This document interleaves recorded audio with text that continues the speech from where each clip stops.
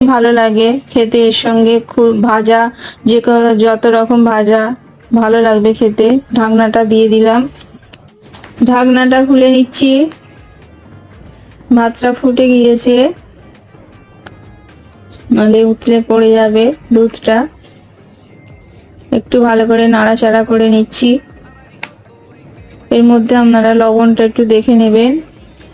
আমি চিনিটা দিয়ে দিচ্ছি, আপনারা যেরকম মিষ্টি পছন্দ করেন সেরকম খাবেন। আমি এখানে 100 গ্রাম চিনি নিয়েছি।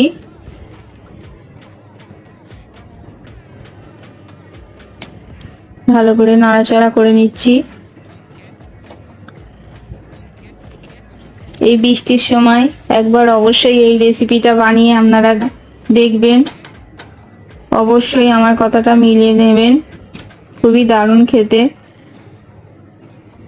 দুধটা অনেকটাই